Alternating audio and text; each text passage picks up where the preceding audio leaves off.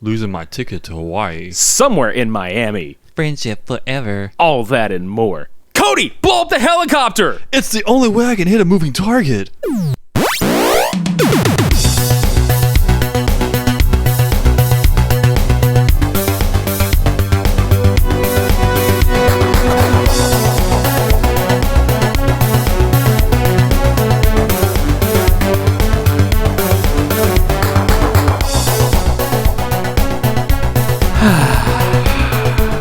I wonder what happened to the skateboard.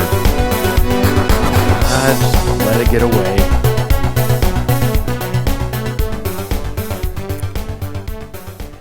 It made like regulators and just rolled out. Or mounted up, or, Autobots. Like an Autobot. I was thinking the exact same. Roll out. Motherfucker. It is 2:22 in the morning. Holy shiznit. That's right. Oh, well, I'm wired as fuck. Same. Welcome to episode 29 of the Super Media Brothers podcast. I am Midnight Agent Raw. And I'm Okami. We are here with the second installment of our Cult Cinema Showdown. And holy hell. We just got done watching both of these films back to back. As you do. Yes. And we have a bit of a treat for you. That's right. So we're bringing you guys for the second match in this series. It's gonna be YK Kim and YK Kim and Richard Park's Miami Connection versus Andy Sidaris' Hard Ticket to Hawaii. Now fight. Really, really hard. Really. Really. Speaking of really hard. My God. Hard titties to Hawaii. It's a hard ticket to Hawaii. Mm-hmm. Holy shit. It's funny. Like, I say, like, Miami Connection. We go right into Miami Connection. But even it didn't matter, like, which one of these films we spoke about first. I wouldn't know where the fuck to begin. Which, I mean, these movies are very, like, gem in their own right. They're both fucking gems. I'll set us up. We shall start somewhere in Miami. Literally somewhere in Miami. I fucking love it. It's Miami Connection. But instead of the opening thing saying Miami, it's like, just like somewhere. Somewhere. Fucking. Somewhere by a lake or a river or the ocean. Might be a shipping dock. Might be something. Or someone's little shed. We don't know. Literally a shed. Full of gangsters. Gangsta Grizzle! And ninjas. That's right. A fuckload of ninjas. Yeah, because there's just some little drug deal happening in the middle of nowhere. A.k.a. Miami. Coke. Cane. So, ninjas go in and stop whatever the fuck is going on. Oh, they just interrupt that shit. They're like, we want your money and your fucking coke. We want your cocaine. But, dude, what a way to open a movie. Like, you just see all these guys just kind of fucking chilling out, and then... No dialogue. No. At all. No. I mean, like, very little of it, and then just shit breaks out, and there's fucking chaos, and there's some dude's arms getting fucking chopped the hell off, and dudes get hit in the fucking head with a katana, and... God... Just homeboy getting shot by a bow and arrow, and he just dramatically dies. I think one of my favorite parts of that whole sequence was the guy that jumps from that really high spot in there, and he just hear him land, and he's just on his feet. Like, that was a high fucking jump. Had to be like 15, 20 feet down. He didn't break his ankles or anything. I mean, just jump, and he's like, I'm ready to go. Right? And then the one dude that runs up out of that little thing with the lead pipe, he's just like looks around, and he just fucking like starts blocking the other guy's swings. Here, let me recreate the noises that they make. That's literally the sounds they make, because it's like tinfoil being touching each other with a katana and a lead pipe. That's right. And the reason we haven't given any exposition to this movie is because there hasn't been exposition so far in what we're telling you. It's just a bunch of fucking chaos happening. Mobsters and ninjas fighting over cocaine in the nighttime somewhere in Miami. Somewhere. By a body of water. Yeah. But then after it's all said and done, we go to Yoshido and his ninja clan that attacked. And he's just bitching. He's like, the money. You forgot the most important thing. The money. And we're just kind of like, what the fuck? Luckily, I found it. The money. No more mistakes from here. About the money. You forgot the money. The money. The money. Not the money, but the money. All right. So I guess we'll toss some exposition out there for you guys. YK Kim, co-writer, co-director, Mark, in this movie, is part of a band with 4 other people, and then a 6th person, female, called Dragon Sound. We are introduced to them as this new house band for a club in Orlando, not Miami. Orlando, Florida, in the credits. That's it. Like, you think we're not making fun in like a random assortment? It's literally what happens. The credits roll, you hear this badass rock 80s kind of power ballad, and then it's just like Orlando, Florida, credits. Yeah. And you're just like, holy shit. We're in Orlando. And we're about to go for a ride we didn't know we wanted to go on. So basically, we meet up with, what is it, Jeff? No, not Jeff. My name is Jeff. Well, we technically see, Jeff, like the main gangster bad guy, the motorcycle gang rolling into this motherfucker with Yoshido. They meet up. It's, they're talking about, we're going to sell a lot of coke here in Miami. I mean, in Orlando. We're going to sell a lot of coke here in Orlando. You ready to have some fun? So they go into this fucking club where Dragon Sound is introduced, and they start playing the Friends. They start playing Friends, and goddamn, this song is amazing. Like, my favorite song ever. Oh fuck! Like, just we got two basically. Like, we'll talk about the other song that's in here, but God, we basically got like a quote unquote music video portion of the movie right here, and the song is just like. I mean, granted, this movie was made in 1987, but it's fucking quintessential 1980s, like, synth rock. Minus the very poorly done lyrics, but they're still funny as hell. Well, dude, I gotta tell you, like, the lyrics were probably some shit that would have come out in the 80s anyway, but can we, like, just... and this is just me coming from a musician standpoint. I've got shit written down right here. I just kind of want to point out nothing is plugged in, and I am a stickler for this shit. There is not a fucking cable to a guitar, to a keyboard. I think there is a cable to the microphone, and that's about the only thing they got right, and then the lip syncing. But not only that, when the music's actually playing, they're clapping most of the time. They're not even touching the instruments. Oh no, they're touching the instruments. They're just not touching them very well. But I mean, I get you though. He's just like, what? Like, there's obviously like rhythm and chords playing and rhythm, like just beats going, and they're just like, friends forever, loyalty and honesty. It's like, shit.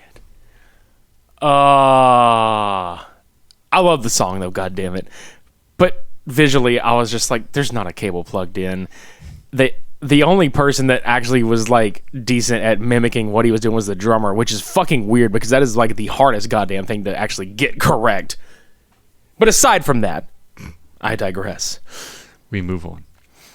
So Jeff, the bearded, baddie, notices his sister is on stage with the band. He's like, what is she doing here?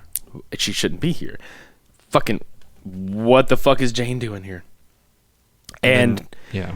She, in mid-song, kisses John, the bassist, who is her boyfriend, but we find out that she just introduces him as a friend later. Like, oh, dude, you totally got fucking shafted. Oh, hi, Jeff. This is my friend, John. friend.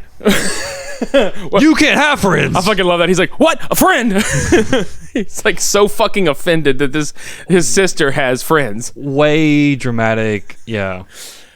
But they literally like come flying in. Like they go to the University of Central Florida, right? Yeah. And the two of them are walking to the parking lot, and John's like, "Tell me about your family." Oh, well, I have a brother. Oh, you never told me you had a brother. Yeah, because I kind of hate him. Yeah, and you're just like, wait, what? He's into some really shady stuff. Yeah. And then here comes like 30 cars. Yeah, because it was funny. He's just like, oh, he's like, I do want to meet him, blah, blah, blah, and all this other shit. And as soon as he says that, you just hear, and you're just like, because fucking, Jeff's sitting somewhere else. He's like, I heard somebody wants to meet me. Fucking his whole gang just poofs in like out of thin air and just comes flying in the parking lot. And then properly introduces himself to John, and John's like, "Hey, nice to meet you. I've always wanted to meet you." What, friend? Right in the fucking face. What did I tell you? You really can't do this. She fucking throws her whole... what's fucked up, too? She gets so mad that she throws her school textbook at him, and it rained that day, so it probably landed in a puddle, and she's like, fuck, you have to fucking do that. Then she just looks down at her textbook, and she's like, you didn't have to do that either. Now I gotta buy a whole new book. That shit's expensive. With the money that you gave me to put me through college. Bitch. Because he literally put her through college. Yes. On his dime. On his drug money. And then here comes the rest of Dragon Sound to protect John. And dude, I think this might be the only time in the movie when Mark, YK Kim's character, who is the like guitarist, fucking just looks, and it's so obviously like, and I'm not saying this in a rude way, but it's just so obvious, like broken English, and you're just like, oh, but he doesn't sound that way for the rest of the film. Like he actually, like, not that he speaks like clearly, but you can tell, like, I don't know if that was an overdub or if that was actually him. I mean, it might have actually been him, but still, it's like, oh, the rest of Dragon Sound shows up and the gang's all around him. And then I laughed at this though, because he's like, oh, you will leave him alone, blah blah blah, and it's just this big fucking conflict. And then the very next fucking cut in the edit is just them casually driving away, just like, if Jane wouldn't have been there, I totally would have kicked his ass. Mm-hmm. Yeah, okay, buddy. So they just like casually drive up, and you're just like, back to the house. Yeah, dude. God damn it, dude. It fucking was just so like that was an actual edit, and it happened that way. I just fucking died. But we find out that the band actually lives together, and they all train in Taekwondo, which Mark is the instructor, and he kind of acts like a father figure to the rest of the band. Can we talk about the club owner and the other band confronting him? You fired us. He's like, oh, you hired that fucking band Dragon Sound. They play music for children or kids or whatever. Your club's gonna go down in the ground. And he's like, how about you learn to play a fucking instrument? Like, they're just getting into it. And then homeboy club owner just like brutally beats the shit out of all four of them. When that happened, I was like, what the fuck? Like, this dude is in like, his best business casual like attire, and he just starts fucking throwing down. I was like, dude. Everybody in Orlando is literally like badass like Taekwondo masters. Everybody in this movie knew Taekwondo or some kind of martial arts, which, to be very fair, a lot of YK Kim's underlings, his students, were extras in this movie, so it makes a lot of sense. Mm-hmm. But even still, just if you didn't know that, you're just looking, you're like, damn. Literally everybody was kung fu fighting. Yeah. Like, literally. I mean, Taekwondo, but still. Like, everybody was Taekwondo. Taekwondo! Yes! Against the ninja! That's the other song we wanted to talk about. Like, great fucking song. Dancing ninja! This is literally where Jane shines. She's just like, just quintessential 80s, like, female lead vocalist. Just, dancing ninja! God, yes. Taekwondo. And going back to the fucking thing I had to say about the instruments. Guys, guitar players out there that listen to this podcast. when you hit a pinch harmonic and you do a dive bomb with your whammy bar. We all know that sound. Apparently their guitar player thinks that dancing, twirling, and jumping off the stage while holding that one note, not doing a fucking thing with his picking hand, that's how you dive bomb a guitar. That's not how it sounds, Dragon Sound. That is not how a dragon sounds. You were dragging serious ass on that. Seriously. Thank you for that. Go fuck yourself. Fuck yourself hard. But legit, that is the other song. And it's great. It's fucking great. Now, they decide to confront, like, the other band kind of teams up with Jeff and, like, that whole, Ninja Clan, and they're just like, we gotta fucking take these guys out because they're gonna ruin the fucking cocaine trade here. Which is fucking ridiculous because... Can we stop for a second? Absolutely we can. Okay. This movie does not in any way explain why Dragon Sound is involved with this cocaine trade, for one. Yeah. So the only involvement that they get with any of this is the old band got fired for them to be taking their place. So they team up with people who also hate Dragon Sound, particularly John, and go, look, they took our jobs. Basically, they sound like some redneck Republicans. They really do. It's like we had like the oh god, how do I put it? We had kind of that like semi like angry, like not Scarface, but you know what I'm saying? Like you had that like that typical like much money, kind of like that, like god, dude, you ran into like the, dare I say, like hick part of Florida with some of these guys. There's a very small percentage of it, and we found it. Right. And then, and the other reason for everybody hating Dragon Sound is just the fact of Jane and John's relationship. So, like, that is so legit the only taboo. It's the only exposition we got, and stupid cocaine. I know, right? Right. But they team up. And I think this is the other editing part that I died laughing at. So there's a giant fucking fight. They find them all in their, they drive around in this fucking convertible. Rain or shine, apparently, they drive around in this fucking convertible. Yep. So they find them just in the middle. Dude, there is not a soul to be found in this fucking part of the downtown area or wherever the fuck they're at. Mm-hmm. Because... all the caution lights are going on, the fucking red lights and everything, but it's a ghost town. It's like legit a ghost town.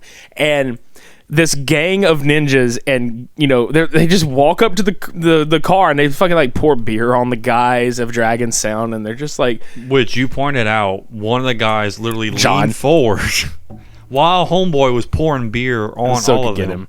Yeah, he's like, I'm sorry, hold on one second. Hold on, let me help you. Yeah. But rain on my parade. Yeah, and then they're bitching out. They're like, you need to get the car and get the hell out of this town, blah, blah, blah. And fucking Mark, we take job at the club owner, give us job, and we take it. We had nothing to do with it. And then John's like, yeah, we just took the gig, blah, blah, blah. Go talk to the club owner. Yeah. Take it up with him. It's not our fault. So they fucking hit the car with like, sticks and chains and all this shit. And if it were me, I'd be like, man, I'm about to run your asses over. Like, I would have fucking just drove through them. I mean, why didn't they? Well, we'll tell you why they didn't. Because the power of Taekwondo is a thing. And can we talk about that? How fucking awesome it is to see a movie with actual, like, fucking martial arts being used and really hand-to-hand combat, yeah. Yes, and... we also are going to talk about how the 5 members of Dragon Sound just whoop the fuck out of, like, 30, 40 fucking people? Mm-hmm. Like, hardcore, just like, they whip the shit out of them. And then there's, like, a shot of them, like, ah! And then just driving off. Like, casually fucking just, the next shot is them driving away and then pulling up to their house. And fucking Jim, he fucking... so casually after, like, they just had like this big fight, this big confrontation that probably would have scared the shit out of most people. Even when your adrenaline's up, you get done, you decompress, and you're like, fuck, we got to do something. And he's just like, take a shower first, guys. Hope that's okay. I know, and I just pictured him being like, taking a shower first, guys. Good job whooping everybody's ass. Go team. Friends forever. Yeah. Which then progresses to our next point, Jim's father. This is the point in the movie where you're just like, wait, hold the fuck up. We just went from a ninja synth rock cocaine movie, like fucking balls out nuts, like to a Lifetime original film in 5 minutes. You think I'm kidding? We're not. This is like the biggest fucking just. So John finds a letter for Jim and was teasing him about it, and all 5 of them they gather into the living room. They're like, "Oh, what's going on?" He's like keeping the letter from him. So give me the letter. Jim reads the letter like within 30 seconds. Like not even that, pretty much. And he crumbles the letter and he throws it on the ground. And then Mark's like, "Are you okay? What's going on?" And then Jim basically whines, not really whines, but he's like tearjerker about the whole situation. He's like, "I found my father.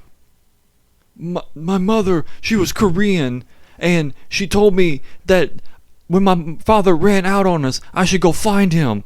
And Mark's like, "Oh, I didn't know you had a father. We were all orphan. We are orphan."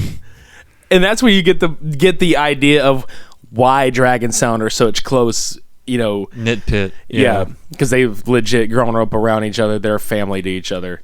Which you got to admit, like as corny as some of this movie really is like that's a really cool like kind of heart to it. It was just the execution. Could have been better. I'm sorry, like Jim was just way too dramatic about that whole scene. Like he was just like, "Oh my god, I gotta find my father. Oh my god." But it was fucking crazy. Like, I love Mark's response. "Oh, you have a brother?" Yeah, dude, dude, you had a brother. Yeah, and he's like, "It's my father." Like, holy shit. Oh, which this comes into play later on when we get there. So yeah. So, after oh god, and then okay, so after they've gotten Jeff's help, like the rival band, they. I swear to God, this is like a meet up and fight, go away. Meet up and fight and go away. And there's some random like shots of them like eating at their favorite little diner area where their buddy cooks, and then like they go help because these people are like, oh, they're having problems at the restaurant. And I was like, I guess so, because the one motherfucker just cooks, and I guess he cooks and does waiting and does the fucking cash register and everything. He cooks cocaine. Excuse me. I'm sorry. Can we rewind back for a second to that one scene where they're eating at first, and then the restaurant owner's just like... He's just fucking looking at him and grinning like, yeah, eat that fucking Eat that. poison. Tastes good, yeah. Eat that fucking poison, you bitch. It's full of cocaine. That's not powder on the donut. No. Eat it. You can sniff it, too. Raisin cocaines. So yeah, that was a creepy scene. It really fucking was. Because it was like a good solid 20 seconds of just the owner's face. And thank you for the food is so good. We better eat up before the show, guys. And we're almost late for the show. And he's just sitting there. Kids.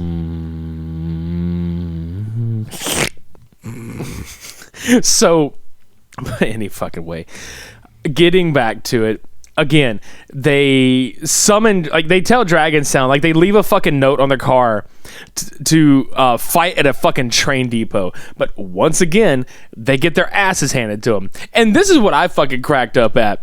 The one fucking dude with the head bandage on, with the Japanese flag, like, representation. Dude, swear on everything. Like, the fucking way his head wounded. And the funny part was he had that, like, a few scenes earlier, but it was obviously, like, a day or two, and it's in the same spot. And I'm sitting there like, bro, have you fucking cleaned that thing? Same spot, same round blood stain on it. Like, it hadn't even gotten bigger or changed or nothing. Like, dude, that's gonna get infected. That's gonna get septic as full. Yeah, dude. But it straight up looked like the Japanese flag, and I was like, "Oh, did they do that on purpose?" Irony. So, oh god! And when they're fighting at the train depot, we both fucking laughed. There's a sequence where, oh god, is it whenever John was like fighting in between the cars. Yeah, he fucking like almost curb stomps this one, like just random into one of the train wheels. And then all of a sudden, you see the man's face hit the wheel, and he just, Like, and he just had this look like on half his... second, Yeah, and the look on his face was like, like he looked offended by the wheel. Mm-hmm. You hit me. He just, I can't believe you've done this.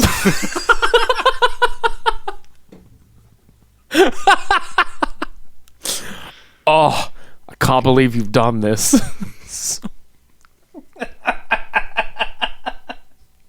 Also, Yes. let's not forget when John climbs the car and then home random just runs with a pipe at him. John turns to the right side of him and he hits at John but misses him completely, obviously, and hits the train car like, chink. Have you seen that scene in Get Out where he's running towards the fucking camera and then just fucking beelines it to the left? That's what fucking happened. He's running to him and he's like, hits the fucking train instead. Get out! Ow! They were not trained for this moment. That moment left the station a long time ago. Yeah. They need to conduct their team better.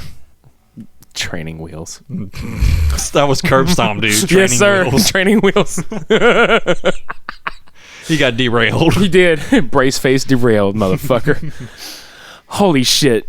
Okay, so when that fucking doesn't work, they're like, hey, let's go eat. And they go eat. And we're just like, dude, this is where we mentioned that the fucking convertible is driven rain, sleet, or shine because...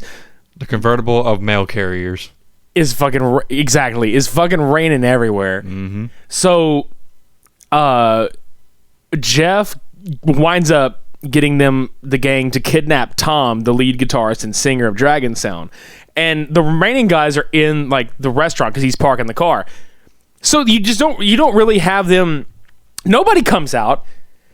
They're like, oh well, I guess Tom's busy. Yeah, I guess he's busy. We're just gonna fucking order without him and just sit in this restaurant and eat. And they take him to this fucking place and he's all cuffed and tied up and beaten the fuck out. And they just throw him in this room. They show him the 5-star suite. The BDSM shit. That's right. B Dragon Sound him. The yeah. B Dragon Sound him. That's right, motherfucker. So friendship forever, right? Exactly. My dildo's name's Friendship. God damn it. Friendship is magic.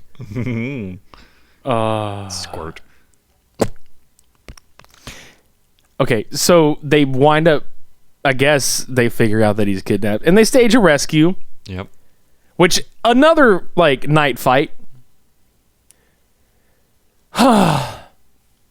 I loved that fucking Jim just hid in that barrel, and he just pops out, and he just pop hits the motherfucker. But dude, Jim gets his ass handed to him like a couple times on screen. Like when he's going to climb that one tower, that dude just fucking hits him over the back with that board, and you just hear him go ah, and he fucking falls over.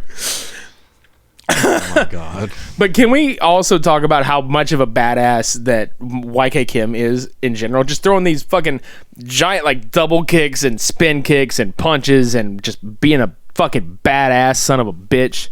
Mm-hmm. And then John is even just as much of a badass, just beating everybody the fuck down. And it's really awesome seeing all the hand-to-hand combat, like we mentioned before, all the weaponry. Well, they wind up going to the top of this tower where they've gotten Tom just tied up, beating the fuck up.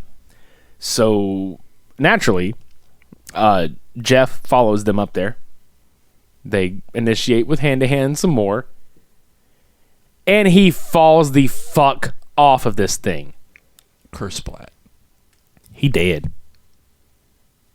So, that's that. Yeah, we don't really... It's almost like it doesn't even make a fucking bit of difference because that happens, and then... the next scene is basically the rest of the group goes to get Jim ready for meeting his dad. Yeah, because he finally gets a letter finding his father and is going to meet up with him. So, right. So in the interim of that, Yoshido is informed of Jeff's death and is like, no, fuck this. I'm getting revenge. we go kill. We're going to kill these bitches. So they biker ninjas. Da-na-na. Biker. Da-na-na-na. By Mattel. Right. Oh, can we? Okay, before we jump into that, the song that I fucking did not like, I'm a Tough Guy. That fucking montage, that useless montage about like the biker gang, the random like unnecessary like biker bitch titties everywhere, and you're just like, oh. And then the one guy that just jumps in and moons the camera for no fucking reason, like breaks the fourth wall, moons the camera. You're like, it's the most god awful, pointless scene in this fucking movie. Agreed. Like, it literally added nothing. I didn't care for it. It left like a disgusting taste. Really, because like if that wasn't in there, you know, aside from all the shenanigans and hoopla, you know, we obviously like these movies for what they are. We love cult films, and you know, the part of the charm is just like the unintentional humor, and that's literally part of the charm. This had none of that. This was like legit. Just get the fuck out. Mm-hmm. Like, go away. It's like a bad redneck reunion. Jesus Chrysler. But aside from that, so they go to get Jim. They get him a suit because they all, like, whenever he found out he found his dad, they're like, oh, I have money. We're gonna get you a suit. We're gonna get you a plane ticket. So Jane finally comes around and tells John that she was sorry. She had to stay away. She understood why they had to do it and all this other shit like that. Mm-hmm. So was it Mark and John take Jim? They're gonna go take him to the airport. They are fucking ambushed by biker ninjas. Shido has taken the rest of his ninja clan and just kind of meets them off in this fucking park. Just barricade the road and then they clash. Oh, dude. And again, another fight. But this time, poor Jim just gets sliced the fuck up right in his chest. I mean, and he lets out like a very, and I'm not making fun of this. This is not sarcasm. Like, he lets out a very believable, like, painful squeal. Mm-hmm. Like, it's bad. You're just like, oh fuck. Now, let's not discredit Mark when he's just literally holding Jim, going, Jim. Cause that's his brother, man. Yeah, his brother. He's in a, look, okay, guys. Jim is in a bad fucking way. And so what does Mark do? He fucking drags him through water. Like shit water. Like creek water to get him to safety. This dude's like sliced open from like the gut up to the chest. And he's just dragging him through this potentially like nasty ass water. Yep. And just, I mean, I understand. He's gonna be septic. Yeah, we understand it's to get him away from the fucking, ninjas and all this other shit. But he just drags him onto this like little tiny embankment under some bushes and throws him there. And he's just like, I'll come back for you. And I love how John comes to like protect the both of them as well. And then like all these ninjas come popping out of nowhere. And he's just like, oh, are you okay? Kicks. Oh, hey, what's going on? Kicks. But can we just talk about how fucking John and Mark just said, fuck this shit, and they went harder than a motherfucker on these bastards? I mean, I'm talking like stabbing, killing. They are like, we are not exaggerating. They are literally bathing in the blood of their enemies. It's like a Quentin Tarantino scene right here. Yeah, like, because you get glimpses of John holding the katana and he's stabbing these people and he's just shaking the blade and you see the rage in his face, the blood splatter on his face and stuff. It's just like, oh my god, it got gruesome real quick. So that happens, and then finally Mark and Yoshido meet hand to hand, or in combat. But the funny thing that happened right before that was like the one remaining ninja fucking goes up to Yoshido and he's like, they're dead. They're all dead. And Yoshido just fucking chops his head clean off, and he's... That was a nice echo effect. You're welcome. So that fucking happens. And fun fact, the guy that had been playing Yoshido throughout the movie, this was a reshot ending. So the original actor had already flown back to, I think Korea, maybe. I'm trying to remember. I think it was, China. He was from China. So he had flown back, and they couldn't get him back in the States, so they used his like stunt guy. So fucking rest of the, and they Right. kept his face covered, obviously. right, because the beginning of the film, you see him in the white garb with the eyes showing only, and then he opened it up and it showed his face, obviously. So that gave them the ability to basically, if he happened to leave early, or if they knew ahead of time he had to leave early on the scene, that they can literally just cover his face up on his stunt double or his whatever, and use that as the action sequence, basically. And that's what they did on this part. Yep. And yeah, it. You know, the funny thing is, you can actually tell by looking like at his eyes that it's not him. Mm-hmm.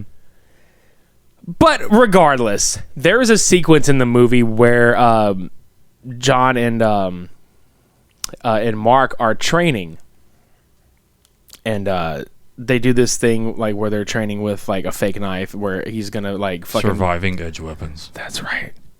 He looked like the guy from Surviving Edge Weapons at one point. He was just like wiggling his fucking arm around a little bit. Well, yeah, there was that one guy in that first night fight scene. He had that switchblade, and he was just... Yeah, and you're just like, dude, fuck off with that shit. Got your license right here. Come and get it. Come and get it, eh? Put the knife down. Fuck you. So it's cool because we saw like a little bit of foreshadowing whenever Mark and John were fucking training. So he, like in the training session, John goes to stab him from behind, where he turns around, grabs John's arm, and guts him with his own knife. Well, not literally, but But this happens when Mark and Yoshido are fighting. He's got the upper hand. He goes to walk away. Yoshido goes to stab him with a fucking knife. Nope. Fuck your stomach. Instant bitch. Right in the gut. Mm-hmm. He did. Yeah, he did. And he's just like, come on, like with the knife or the sword, and they finally get Jim to the fucking hospital. Dude, I fucking died because his dad just happens to be there. Mm-hmm. Because they just happen to get to a payphone and they get to the hospital just in time for him to not die from septic. That's right. So this is what I laughed at, because like the way his dad was whenever the doctor comes out, he's like, he lost a lot of blood, but he's gonna be all right. And then his dad, like, just the most fucking deadpan way of delivering this. Like, I get that, like, oh, I haven't seen my son in all this time, but you think he cares enough that he's there and he's worried. This is the fucking. I'm about to just stand up and just read and just do this. He's doing it. Your son's lost a lot of blood, but he's gonna live. And then his dad just goes, oh, thank God, when can we see him?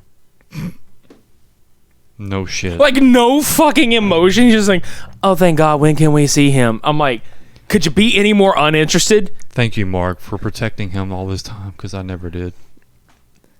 I would do anything for him. He is like my brother. And you're not a father. Motherfucker. You fatherfucker.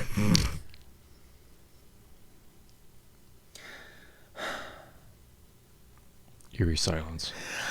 Yeah, I mean, okay, and the last shot is the dad and Jim fucking reconciling, and he's like, the band is all together, we're safe, blah, blah, blah. Where the fuck are Tom and the drummer? Yeah, that was like the big, like, okay, I was waiting for somebody to catch on to this, like, during the listen here, okay. So, Tom was tied up, all fucking, sex slave style. They go to rescue him. They end up killing Jeff. What happened between that and, now? Did he, like, die? Did he, like, go off with some beach babes or something? He's probably like, fuck this. Yeah, he's like, man, I play for Dragon Sound. I don't do this shit. Right? And then the best fucking part, when the screen cuts to black, there is a fucking quote. Only through the elimination of violence can we achieve world peace. You literally just bathed in the blood of your enemies. The elimination of your enemies will achieve world peace. And I get where they were trying to go, where it's like, oh, this is a work of fiction, blah blah blah. But if we were to eliminate violence, we would achieve world peace. To which, I could see like Tommy Wiseau's quote of almost the same thing. If everybody loved each other, the world would be a better place to live. But really though, dude, I died at that. So we promote peace by not having it. That's right. I have to point something out though. Point. The original, and this is also another fun fact. Did you know that the original ending had Jim die at the end? And it was actually filmed? I did not know. And now you do. When they fucking screened this at the Cannes Film Festival, all the fucking investors were like, this is such a downer. Like, you have to change the ending. So that's what happened. They added the shot. They added the fight of Yoshido and Mark in. That's why it was a reshoot. I was like, what the fuck? He's already in China. We can't go get him now. Oh, shit. I guess we're just going to have to do it ourselves. Improvise. So that's what they did. Another fun fact about this. YK Kim was so popular in Florida, the local government and law enforcement legit allowed him to film anywhere in the city he wanted without permit. Really? Yes. Yes. That is pretty nifty. Absolutely. One of the fight scenes got interrupted by police because they thought it was fucking really happening. It's just Kim. He's good. Yep. So that is literally Miami Connection in a nutshell.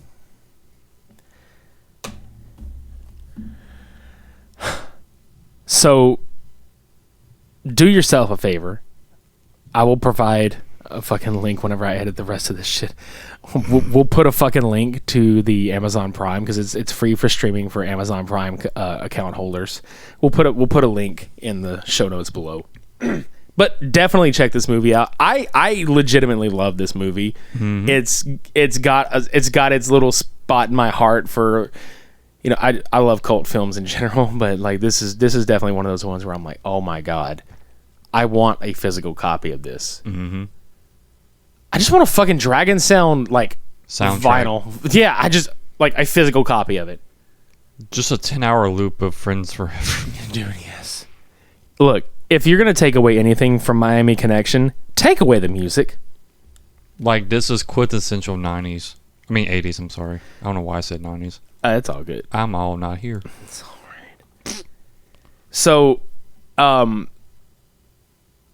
yeah, we'll compare the two like together once we get through the second portion of this one. But damn it, thank you YK Kim and Richard Park. We really enjoyed this. And the cool thing about this movie was that it actually got picked up by Drafthouse Films Studios, and they re-released it because they found a copy of it, or they found the 35 millimeter on eBay or some shit. They found it online. They bought it for like dirt cheap. I think like between like $5 and $30 something.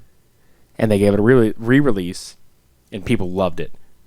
Obviously. Yeah, so all these movies that are just being found and reproduced, fuck yeah. Have at it. Yeah. You guys go fucking support the shit out of it. And fuck yeah, YK Kim. You kick so much ass. So much. So much ass. You're the shit, buddy. Did you know he's a motivational speaker now? I remember you showing me that. That's right. And by God, that is so fucking cheesy. But it's fucking cool though. Like it is, but it's like, holy shit, dude. Grandmaster YK Kim, badass motherfucker. Star of Miami Connection. Chopping motherfuckers up. Motivational speaker. That's right. With a face that looks like the Purge mask. He is so goddamn happy in these pictures. He is, but my God, I'm going to have nightmares. No.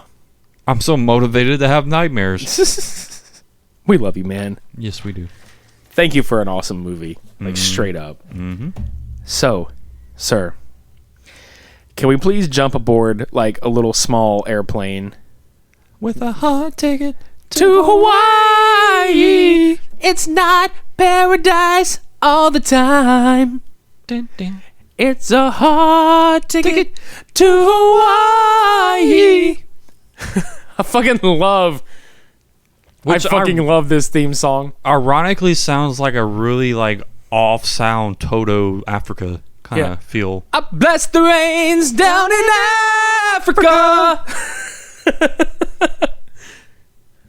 'Cause it doesn't rain here all the time. In Hawaii. Yeah. Hard Ticket to Hawaii. The second film from Andy Sidaris in his Bombs, Bullets, and Babes set.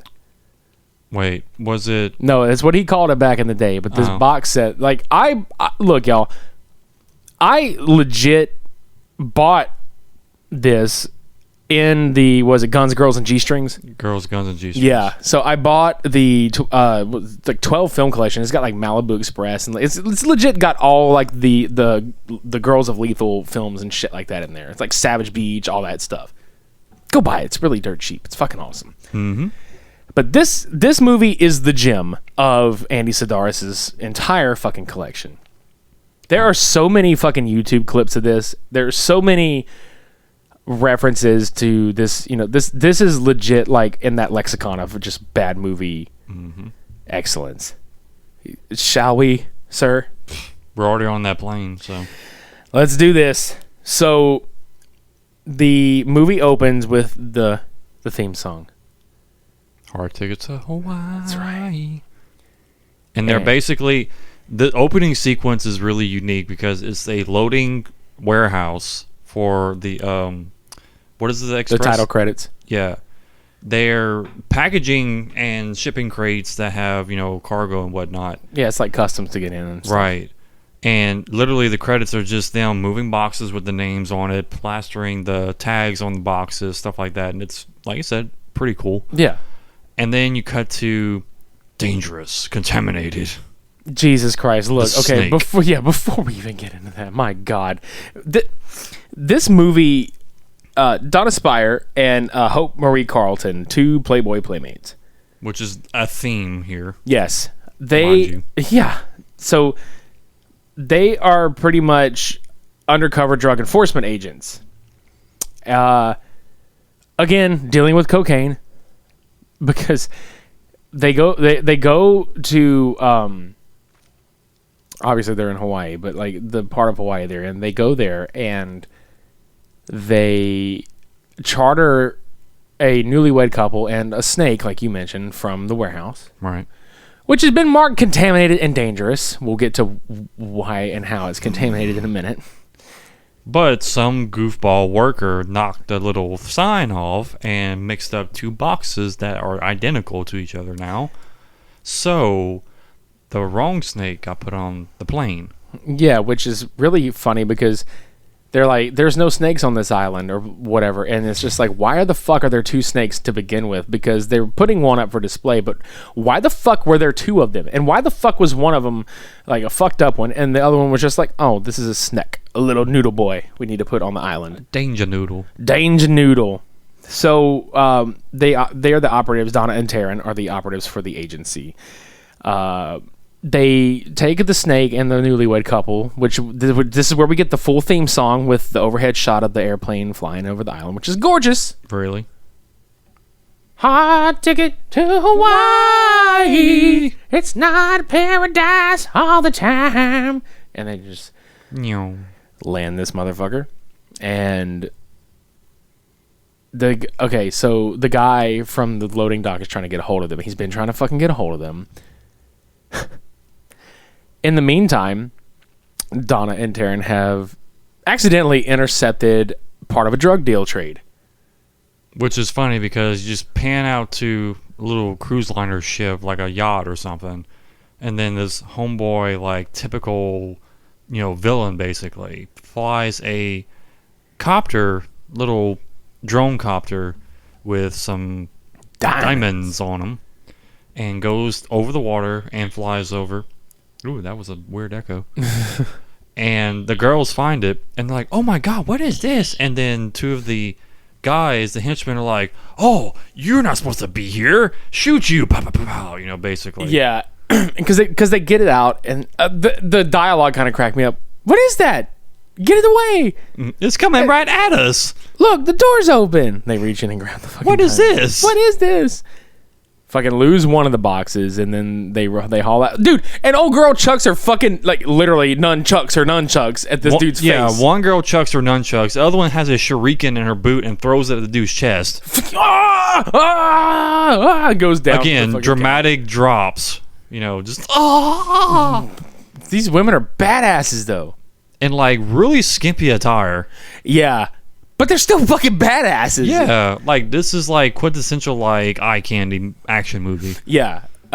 So they haul the fuck out of there on that plane, which, dude, you pointed out, which I honestly didn't at first, like the first time I watched this, but you pointed out, you're like, they fucking got in that plane, started up, and took off really fast. I was like, yeah, is this Miami Connection again, where they just fucking are all of a sudden just, Fight sequence. Oh, we're already in the plane. All right, guys, I'm getting in the jacuzzi first. Just letting you know. Yeah, literally the same transition. Good job whipping their asses. Major fight. They get to the main office, like, okay, I need to go in the jacuzzi and just relax. Because they're like, let's talk about what we found in the little helicopter. Let's go to the jacuzzi and figure it out. And then we get shown both of them topless. Homegirl's holding the diamonds while she's in the jacuzzi, and then the other one walks in, like, "Ooh, let me look," and they're like literally like almost sexually tension close. It's weird. Like, yeah, topless in the jacuzzi, just literally just to have this conversation. I feel like a porn is coming on, but they don't do nothing. This movie is essentially a softcore porn. It's just like I think it is, even more so than like we thought Samurai Cop was. This movie is definitely a fucking softcore porn. This is why I said hard titties to Hawaii. That's right, because there are titties everywhere. Jesus Christ. So before that, they are like, I laughed because they fly this is before they jump in the jacuzzi. They fly the fucking plane through the golf course, and they just fucking wheel the plane just wheels up into the parking lot of their fucking little, stay, and there's like a fucking hang glider, their Jeep, and then it's just like, I guess we'll just pull the plane right here and park it right here in this parking spot. And you're just like, what the fuck? This is casual for them. Yeah. So they figure out these are diamonds, and they put the snake in one of the little container rooms or whatever, which comes into play like in a little bit. So the fucking guy finally gets a hold of them, like the customs agent. Finally fucking gets a hold of them. By God. Look, guys, this is probably like one of the funniest pieces of dialogue I have ever fucking heard in cinema history. You must be careful with this snake. The snake is infected with deadly toxins from... The snake is really infected. You must be careful with cancer-infested rats. Yeah, it was like the snake is infected by deadly toxins from cancer-infested rats.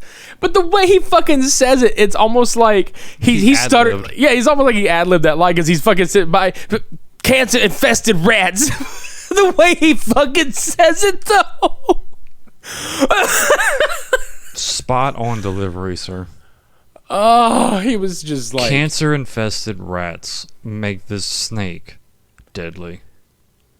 Can we talk about the snake? Literally every shot of this snake is literally him just going, hi. Like, he's just... His mouth is open. He's just gaping. Angry. Like... I don't even know if he's angry. He's just like, hey.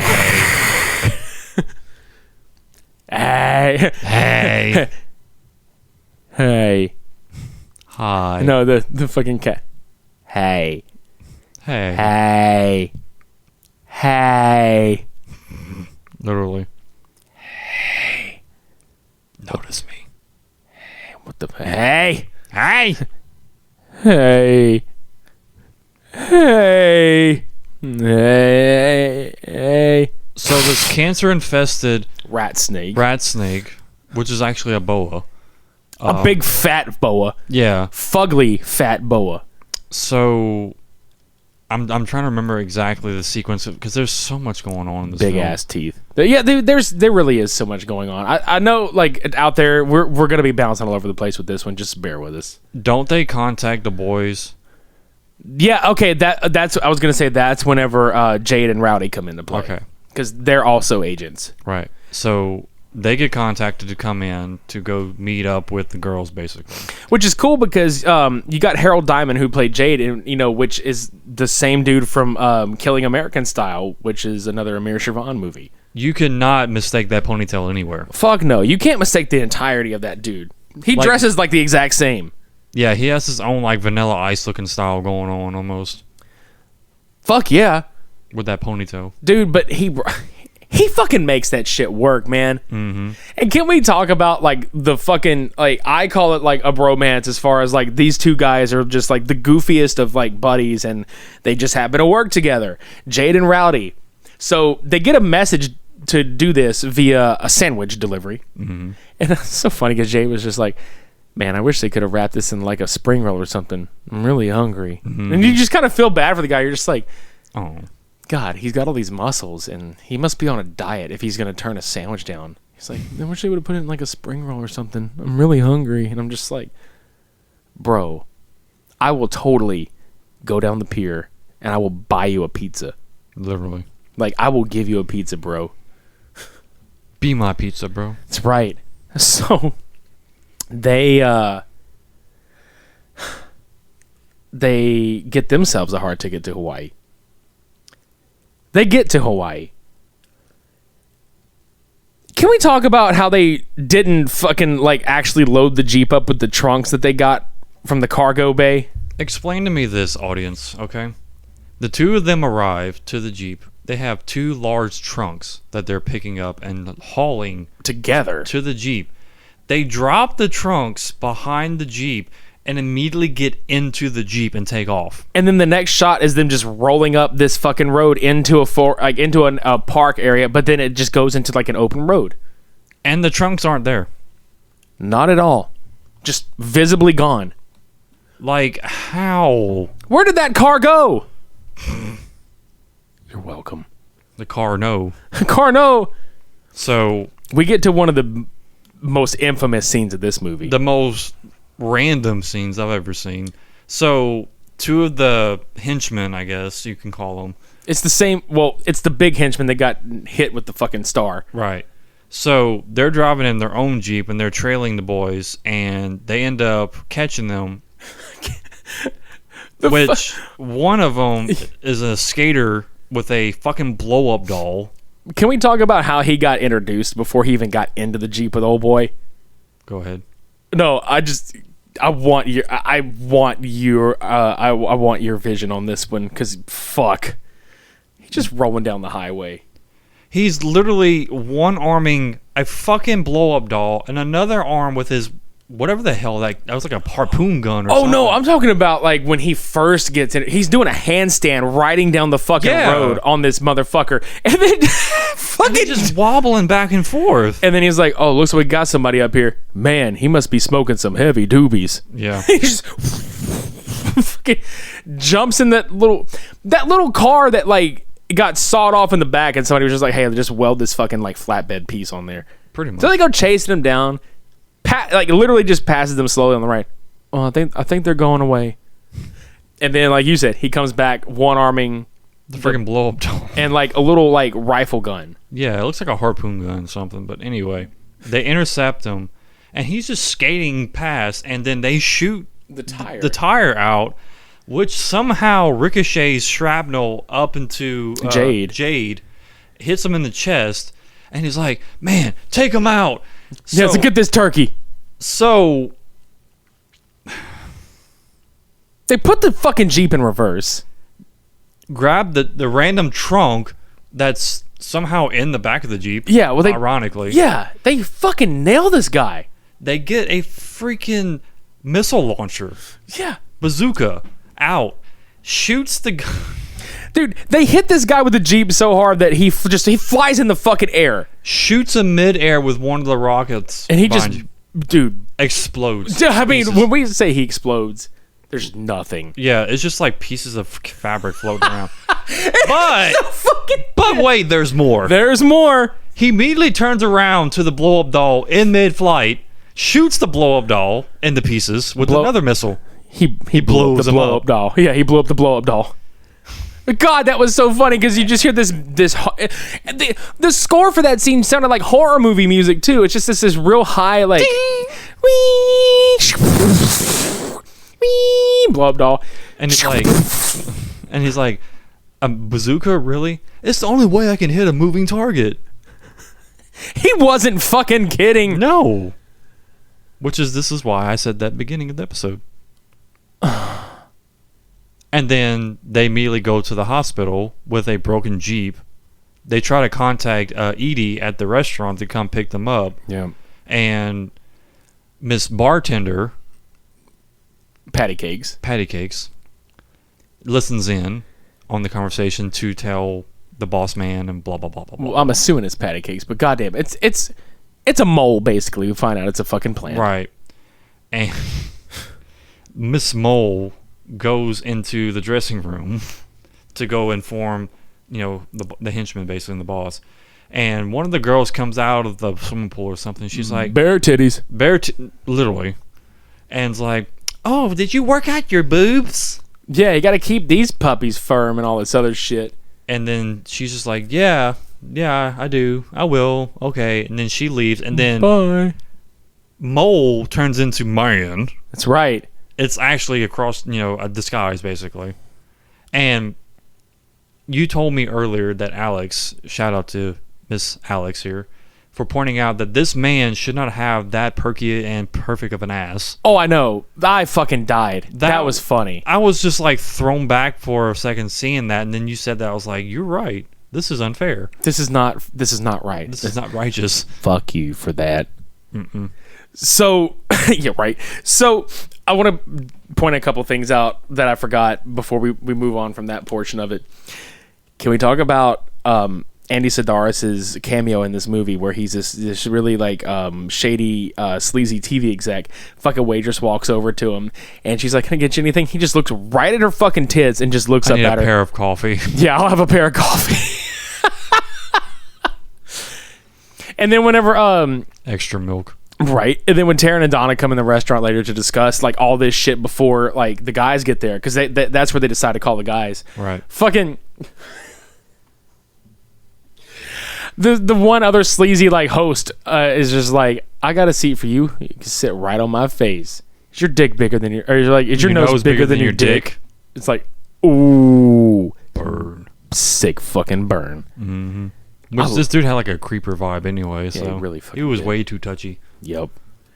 So they, yeah. That happened.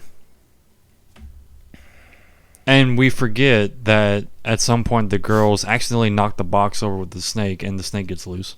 Yeah, there was a because these two people came to figure out like, oh, you're fucking diamonds and all this other shit. So now they're all caught up in this.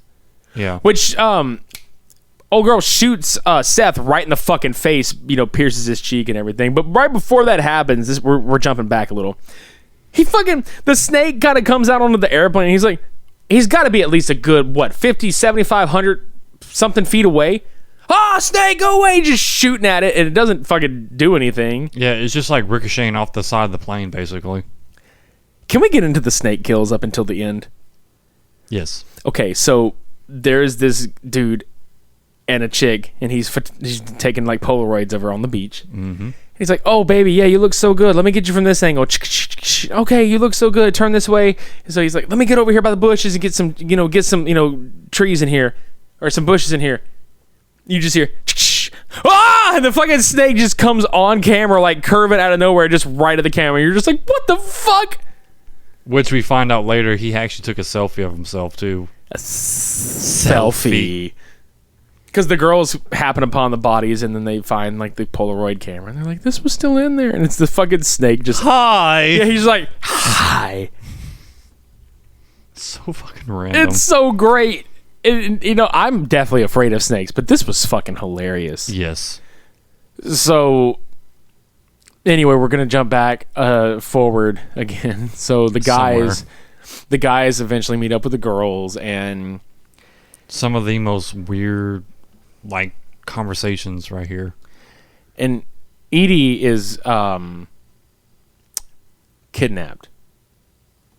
At one point. So yeah, because she was trying to drive to the boys to pick them up, and then gets hijacked by the pair that took down the girls and went to get the diamonds, basically. Yeah, and then the chick that was a dude. Yeah. So, because he knew where they were going. So they get her, and the boys and the women stage a rescue of her, and this is where some funny fucking kills happen. Life's a bitch, then you die. Mm-hmm. So Jade is having like hand-to-hand combat with this one guy who just does not have a fucking fighting chance in hell against him. No. The girls are like shooting their way through the other people outside. Fuck. And in rolls motherfucking Rowdy with his bazooka. Because when he gets in there while Jade's fighting this guy, another dude... Oh, no, I'm sorry. That's the wrong thing. Jade rolls in... Rowdy rolls in when Edie is tied up. Right. And then that other guy is trying to shoot at him from behind that little like standing like curtain thing. Yeah.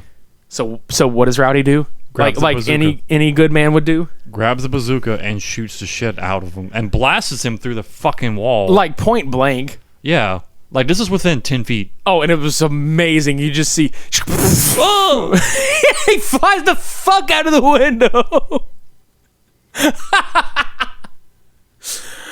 Oh, and then Jade comes in, and Rowdy's like, "This one's all you, buddy." So apparently, like Jade and Edie are a thing, which is awesome sauce. So that happens. They get her, and they all get into the van because they're like, "Oh, we fucking annihilated every one of these motherfuckers." Mm-hmm. And they get in the van, and they were talking about how many rounds it took to kill such and such, and all this other crap, and Edie's just laying there in the middle. They're all like victorious having this conversation. She's like, what did she say? What about that creep Seth? Is that what she said? Something like that. Yeah, she was like, what about that creep Seth? And they all just have that oh shit moment. They all look at each other, and then you just urge. And goddamn Rowdy out of the back of the fucking van. Which part? When they fucking slam the brakes on. Oh my god, yes. I told you, I was like, I have to see your reaction to this. I didn't say shit. He is face palming right now. So they come in like fucking A team instead of B team. Yeah, no, they are the B team because they can't fucking afford the A. So while homegirls in the glider like dropping grenades to like distract noise grenades. But he just flies out the back of the van with the dirt bike. Yeah. Whee! Literally. And then I forget home chick like barrel rolls out of the fucking van and she's like, "Cover me!" and starts running to the freaking building. Oh yeah, that was earlier, like when they were going to that fucking compound. But still, dude, like that was pretty goddamn funny. She's like, but now I remember the fucking like bike scene. Like it's just look. This is where the movie like sequence of events gets a little convoluted. They are all in this van, okay? Mm-hmm. Rowdy busts out of this van. Okay. Tell me how. I want to say it was. I feel really dumb here. I'm really hoping that I'm fucking. My sequence of events is like off, so I'm just bouncing back and forth. It's okay. I'm trying to remember which one of them was. No, actually at the house. I know what you're talking about. It's actually the snake scene. Because that's what I'm saying. Because old girl is at the house at nighttime, sitting in front of the fucking mirror, like getting ready. Looks like she's getting ready to fucking lay down. How the fuck did she get back there so goddamn fast? I have no idea. Well, old boy Seth shows up. Right. But they end up. Let's see. He gets shot in the cheek. He gets stabbed in the chest. He gets harpooned in the fucking shoulder. He gets harpooned in the shoulder, stabbed in the chest, and he's basically on the floor, just like bleeding out. Yeah, and that was from what we called the Halloween scene ripoff, because she goes and hides in the fucking closet with the little shades on it. And he's just busting through there like Michael Myers. Yeah, or like The Shining, basically. Yep. And out of nowhere, the fucking snake just barrels out of the toilet. Yeah, because she's in the bathroom, like, cleaning her wounds, and, like, she had, like, a wound on her hand from the knife. She goes to flush the toilet, and bam. Talk about snake in the toilet, dude. And this was like a dramatic horror scene kind of effect from the 80s. Like, it had like that Glowing, huge smoke effect, like the glowing light from the explosion. And you just... And this like fake snake, obviously, because you can see like the curve doesn't move at all. It just literally just jumps out curved, basically. Have you seen the possum meme where he's all like he just looks angry, pissy? This is that snake. That's what the snake fucking looks like. The face. Mm-hmm. So she takes off, and homeboy Seth gets up and somehow gets bit by the snake and gets contaminated with that cancerous rat juices, whatever you want to call it. Cancer-infested rat. And this is how he dies. Not from everything before. But a face bite. But a face bite. While this snake is coming after her, here comes... fucking Rowdy! Riding in on a fucking ATV through the fucking house. Like, through the bike that he took out on earlier, just through the wall. And how did he not run her over? I don't know. I don't know how shrapnel doesn't come flying at her face, like planks of wood or something like that. Yeah, but this is where we were getting at with the continuity, because, like, meanwhile, while she's in the house, they cut back to him riding on the dirt road that he had just come off of from the van. So somehow she magically went from that van to her place. Yeah. But anyway, yeah, like you said, he just barrels in. They shoot the snake in the face, and it doesn't do anything. And he's like, hold on, I got this. Bazookas the fuck out of the snake. By the way, let's note the effects here, okay? So when we saw the bazooka effect 3 times already. Yes. Major explosion each time. Like, this is literally like... Yeah, I mean, with somewhat the exception of old boy getting tossed out the window, but we'll chalk that up to that he had, like, some barricading in front of him. It was just enough force to kill him, throw him out the window. This one, however, was very amusing because the missile hit the snake head and it was such a tiny explosion. Yeah, like blew the snake's head clean off. Just the head. Literally. Didn't even affect the room around him or the body. It just blew the head off with a fucking missile that is bigger than the head of the snake. Explain to me this.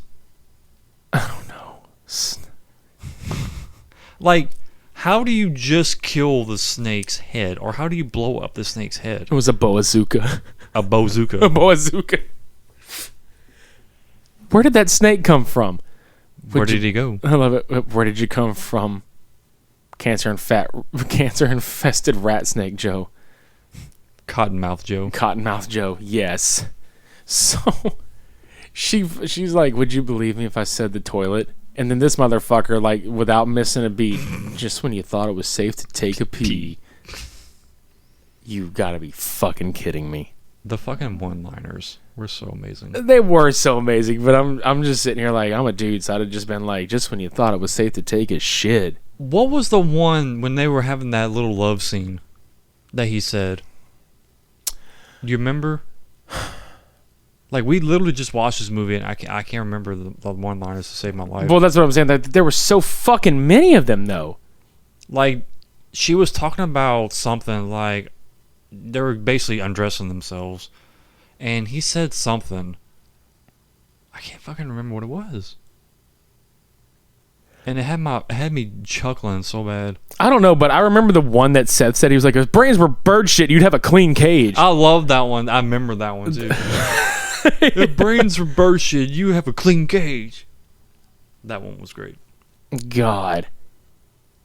So, I don't know.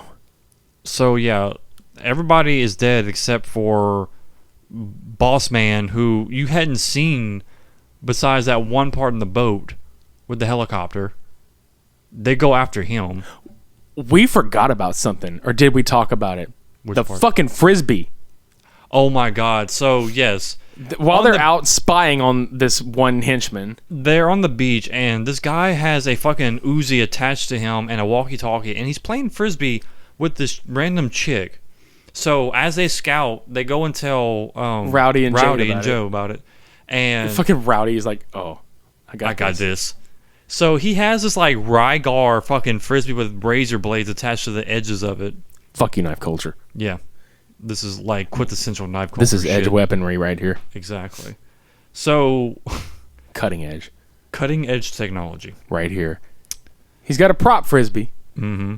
And he's like, "Go home, bitch," basically, and tosses the frisbee away. And he's like, "Hey, by the way, you have a nice ass."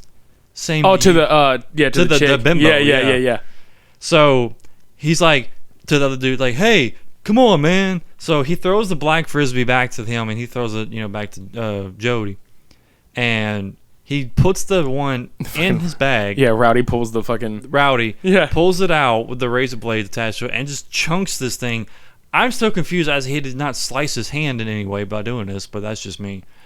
And this slow motion shot hits the guy in the face. Yeah, it takes his... Because he goes to catch it, takes his fingers off, and then right in the neck. Right. And he just drops and starts screaming his ass off. Ah! But I just love like how fucking he turns to the side and he just like, yes. Like Kip from Napoleon Dynamite, just yes. Mm-hmm. Like just so like power, just yes. Like fuck you. But anyway, walking on the razor's edge. Yeah. So we go back. Let's go back to towards the end of the film. Bouncy. So we cut to a shot of Rowdy, Jade, and the girls, Donna and Taryn. They're in a limousine, and Edie with the married couple, like the newlywed couple, and they're continuing their tour of Hawaii and all this other shit. So they get to this fucking building where, like you said, they had like the main honcho fucker in the top of the building. So Rowdy and I want to say that was Donna that went up there. Rowdy and I believe so. Yeah, so they go upstairs to the top floor and they confront him. Mm-hmm. And beat the shit out of this the other guy in the room, the big guy with the fucking set of nunchucks. I mean, I'm talking like just they beat the fuck out of this guy. Yeah, this intimidating bodyguard that has like arms bigger than my head, literally. He just beats the shit out of him. Like really hard. Yeah, and he just bruised up on the face, drops him on the ground, and they're pulling guns out at this dude.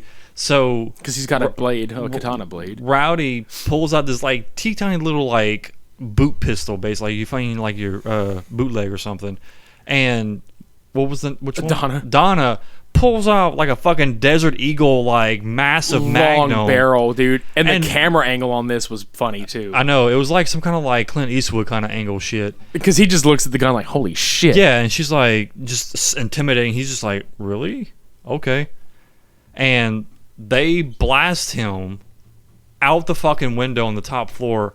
Literally grabs like some red like curtain or something on the way down, and my first thought was dun dun dun dun dun dun dun dun, and he's just flying down the building and slams right in front of everybody else. Obviously a fake body. Oh, of course, because you just see like stiffness. It's all curling at the knees and shit. What was it? What is it? I've heard of guys dropping. What do you say? I've heard of guys dropping. Fuck. Dropping on a dime or something. Something like that. It was another cheesy one-liner from the married couple. It was from the dude. Yeah, he's like, I heard of guys dropping from the sky or something. Something like that. But this is ridiculous. And I'm just like, he's just looking at a guy that potentially splattered all over the concrete everywhere. And then fucking Jay was like, oh my god, hope they're okay. And yeah, that's basically Hard Ticket to Hawaii, dude. Like that's. Oh, by the way, insert titty shots like almost every fucking like scene. Titty sprinkles throughout the credits. Literally titty sprinkles. Oh, and then the second song, Hard Ticket, by the same guy. It's not the fucking main theme, but it's another song called Hard Ticket. Mm-hmm. And it's just as fucking 80s. Can't go wrong. No, you really can't. So,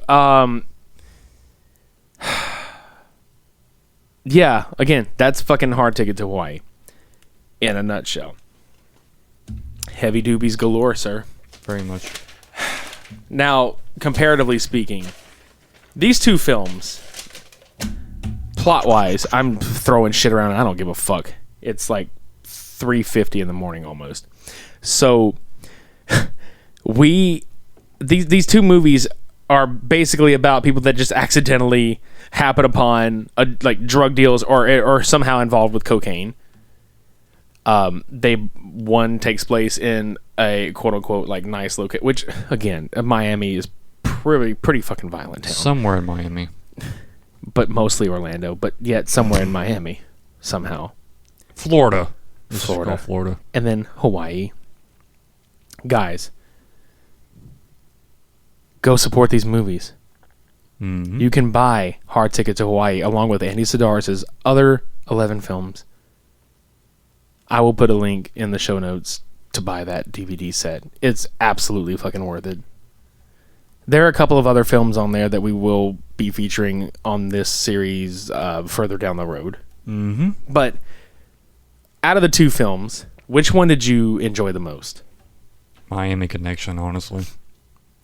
Same here. I mean, like I love Hard Ticket to Hawaii, like just for the humor factor, like the actual humor factor, the oh my god, what the fuck moments. But looking at the two films comparatively, I really like Miami Connection because, like I said earlier, it was absolutely a passion project from YK Kim and Richard Park, and you can tell because it had a simple story. It stuck to it. There was hand-to-hand combat. Like, if you're looking for something that was, like, should have been, like, between these two movies, it should have been, like I guess, a little more accepted or pushed forward, but Miami Connection. Obviously, with a few changes here and there, that could be a quality fucking, like, actual quality, big-time good script. Film. Mm-hmm. Hard Ticket to Hawaii is legit just exactly what Andy Sidaris had targeted, was like legit like tits and ass and explosions and everything that would attract you to an action film. Cheesy one-liners and stuff like that. And that's not to discredit it, because like I said, I fucking love both. No, of it's these a good movies. film overall. Like I said, just my biggest thing was the continuity of both films. Like, why were Dragon Sound suddenly involved in a drug issue in the town of Miami? And why was this snake just a horror element in an action movie? Yeah. And I think that's what kind of drew me more towards Miami. Was it kind of would make sense that the band kind of just happened to be involved for no fucking reason. Just they didn't know better. By happenstance, they're just there. But yeah, versus they're trying to put a horror element creature in an action movie that still to this point like doesn't make any goddamn sense, because you're trying to take down the drug aspect of it, the crime part of it, and then here comes this contaminated cancer rat snake creature as an actual villain. It's like, Yep. I don't remember this in action school. I'm sorry. It's labeled as an action thriller, and I think that's the thriller element. The thrill part. Yeah, but it, like I said, that should be saying something, because like you can have, like, you know me, like anybody that knows me knows that I'm deathly terrified of snakes, and even just the sight of one on television or a film, I'm just like, ugh, like I just get the immediate like The heebie-jeebies. yeah, absolutely. But when this one happened, I was just like, Big old fake fangs and just a big goofy grin. hand puppet. Yeah, because that was pretty much like the first 5-10 minutes of the film. You see the snake moving, I was like, hand, like that's all you can see. Fucking hell. Yeah. Again, check these movies out. I will put descriptions in the show notes to where you can either stream or buy. Support these. Support Andy Sidaris' the rest of his films. I mean, rest in peace, Andy Sidaris. Like he's no longer with us. Mm-hmm. Support Miami Connection. YK Kim and Richard Park made an absolutely fantastic film. Mm-hmm. We will be back in. We'll be back next week with our good friend Johnny Segura to talk about his sequel to his Agent Harambe comic. So that's coming up in a couple of weeks, that's going to be a fucking fun episode. Oh, definitely. So don't miss it. But in a couple weeks after that, we are going to come back with Cult Cinema Showdown 3, and we are going to be pitting together fucking the cinema epic film Syndicate Smasher going up against a film that stars, believe this or not, fucking Bill Goldberg. Checkpoint. We're not kidding. We're not kidding. So please make sure to tune into that one, because that one is, like, no pun intended, is going to be a fucking blast. Mm-hmm. It's a fucking smash. Exactly. So we're gonna give you the rundown as per usual. Listen up. Listen, you motherfuckers. What we have to say. That's right. To follow us on social media. Mm-hmm. Facebook.com/supermediabros. Uno. Twitter.com/supermedia_bros. Dos. Instagram.com/supermediabros podcast. Tres. Come look at our stupid pictures. K. Not what, but the K. Letter K. Well, potassium you too, motherfucker. Bitch. Banana. This is called banana. You bitch banana. This shit is bananas. BANANAS. It is time for bed. Okay. Okay, bye. Fucking A. Thank you guys for listening. We're going to be back again next week. As always. This was Dragon Sounds and Ammo Rounds. Until next time, I've been Midnight Agent Raw. And I've been Okami. Shades on. We're all